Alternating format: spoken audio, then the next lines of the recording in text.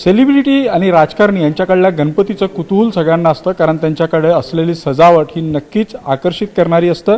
त्यामुळे हे गणपती आकर्षणाचं केंद्र असतात। सध्या आपण राज्याचे महसूल मंत्री चंद्रशेखर बावनकुळे यांच्या निवासस्थानी आणि आपण पाहतोय की अगदी पर्यावरणपूरक अशा गणपतीची सजावट इथं करण्यात आलेली आहे।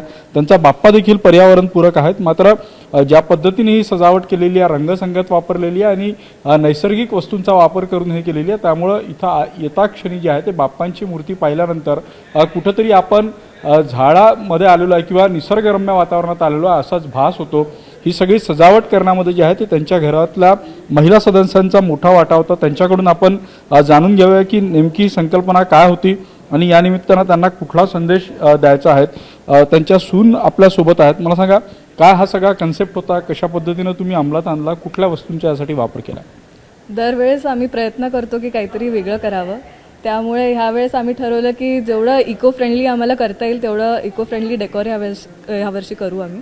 त्यामुळे आम्ही प्रत्येक एलिमेंट जर तुम्ही बघाल तर पूर्ण नेचरमधनं आलेलं आहे आणि हे काम खूप बारीकीचं होतं, त्याला खूप जास्त वेळ लागला आहे। ॲक्च्युली काल रात्रीपर्यंत याचं काम सुरू राहिलं, पण एक एक पान जे जोडलं आहे त्याला खूप वेळ लागला आणि खूप इंट्रिकेसीने हे काम केलेलं आहे। त्यामुळे खूप छान वाटतं की प्रत्येक एलिमेंट जो टाकला तो खरंच खूप सुंदर दिसतोय यावर्षी। हे सजावट तर नक्कीच देखणी केलेली आहे, मात्र पुढचे 10 दिवस जेव्हा बाप्पा मुक्कामी असेल त्यावेळी त्यांचा थाट कसा असणार आहे, कशा पद्धतीचे मोदक त्यांना अर्पण केले जाणार?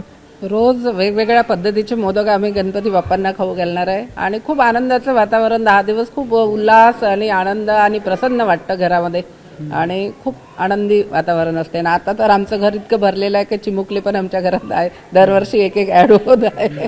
आता आधी हिचा एकच मुलगा होता, आता हे 2 बरोबरीचे असे 3 चिमुकले आमच्या घरात आहे। तर खूप उत्साह आणि परिवार पण आमचा मोठा आहे, तर उत्साहाचं वातावरण असतं। उत्साहाचं वातावरण आहे, सगळं इको फ्रेंडली पाहिल्यानंतर काय आता तुला समाधान मिळतं? तू जे स्वप्न पाहिलं होतं ते अखेर पूर्ण झालेलं आहे, त्यात बाप्पा विराजमान झालेला आहे। माझ्या जन्मापासून मी बाप्पांना वेगवेगळ्या रूपात बघते आणि आता जेव्हा समज झाली त्यानंतर आम्ही खूप प्रयत्न करतो की बाप्पांना किती उत्साहाने आणि हर्ष उल्हासने घरात आणायला पाहिजे, त्यांचं विराजमान केलं पाहिजे। पण आम्हाला खूप आनंद होता आहे की यावर्षी आम्ही इको फ्रेंडली आणि पाना फुलांचा वापर केला आहे आणि तो आमचा जो पराक्रम आहे तो खूप छान उभरून आला आहे, त्यामुळे आम्हाला खूप आनंद आहे। नक्कीच पर्यावरणपूरक गणपती मांडावी ही संकल्पना राज्य सरकारनं मांडलेली आणि त्याला प्रतिसाद जे आहे ते राज्याचे महसूल मंत्री चंद्रशेखर बावनकुळे यांच्या घरूनच मिळालेला, त्यामुळे ही संकल्पना यशस्वी होईल आणि गणपतीचं हे आगमन जे आहे ते मांगल्याचं आणि निसर्गमुक्त असतं राहील यात काही शंकाच नाही। व्हिडिओ जर्नलिस्ट प्रशांत मोहितेसह उदय तिमांडे, न्यूज 18 लोकमत, नागपूर।